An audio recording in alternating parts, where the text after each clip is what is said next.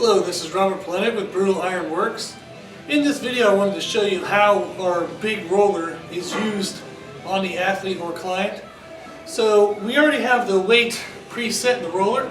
So I showed in the last video, you can see, if you can see in there, is we have an open space with a peg. So we already have some plates slid in, and I've pre-selected the amount of weight that I will need for the athlete's lower back.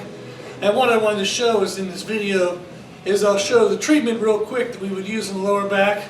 I'll then show how we can adjust the weight quickly and easily to then move down to the hamstrings, and again adjust the weight quickly and easily to move into the calves. So this one roller will be able to work all three of those areas. So before we go ahead and put the roller on, I usually prep the athlete or client by letting them know how the roller is going to feel. So I'll usually explain it as there's going to be pressure to the area. So there shouldn't be any stabbing or pinching pains. It's just going to feel like a lot of pressure. If they're uncomfortable with the pressure, I can reduce the weight of the implement, or I can actually pick it up a little bit myself to reduce the amount of pressure that's putting into the muscle. So again, I'll kind of prep them by using the back of my hands. So I'll find the base of the spirorectors, so right above the bony protrusions of the hip. So I'll kind of put my hands there, and I'll tell them that the pressure is going to feel similar to this. And I'll kind of move my hands up and down their muscles. And usually this allows you to, as a practitioner, you can feel already if there's any tight areas.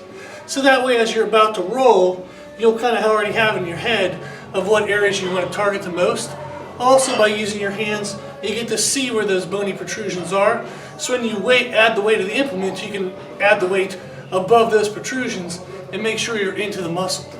So I'll now go ahead and grab the roller. We stand over the athlete, and I'll go ahead and place it onto their muscles. So again, we talked about the benefit of the groove of the roller is it protects their spine.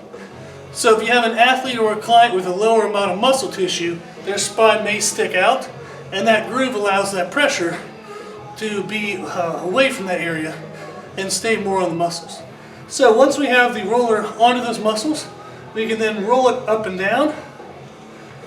And for this treatment, specifically for the lower back, if we're looking to treat the spirorectors, I would only want to stay in the range of motion of where those muscles are.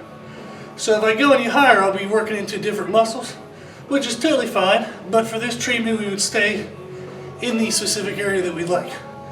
So normally we do about 5 to 10 passes over the area, and then I would be able to feel if there was any resistance through the implement or the device.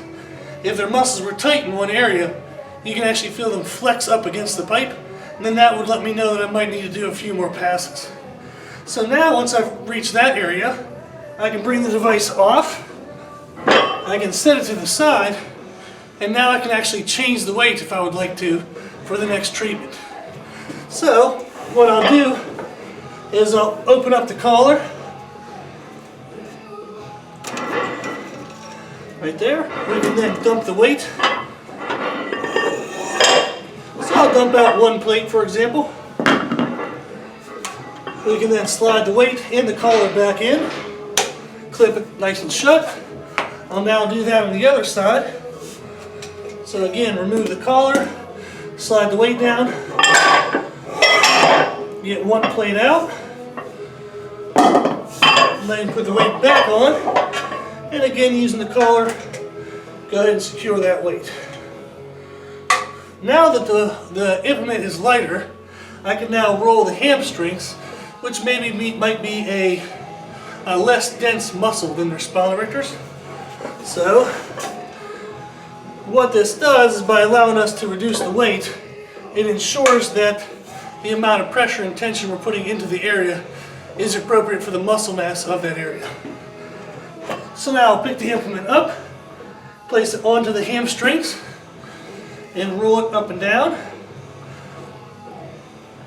And again, if there's any muscular tightness, you would feel the muscles flexing through the device, and you would know to maybe spend more time in that area. Okay? So after we have that rolled, again, we can move down if we'd like to cover all areas of the athlete right now. We can again reduce weight if we would like to. Again, we just slide a plate out. I can then slide the plate remaining back in with the collar. Adjust the other side. So again, slide the weight out. Leave the remaining plate still in there. Using the collar, tighten that back up. Now that we have a lighter weight, we can now roll out the hamstring area if we would like. So again, before treating the hamstrings and the calves, I would use that hand treatment again to give the athlete an idea of what it's going to feel like. So now we'll place the implement on top of the calves, and then I would simply roll it up and down, and again trying to feel if there's any reaction by the muscle, if there's any reaction to the pressure, and that allows me to know if I need to press any harder, or maybe reduce the weight, or spend more time rolling out that area. Okay, so that basically shows the use of our rollers. So you can have one weight that you would like for each area, but you can keep that by using just this one pipe. So this one pipe, we said, is 40 pounds empty. It can be all the way up to 240 pounds, and allows you that adjustability at the moment you would need it. Okay, thank you.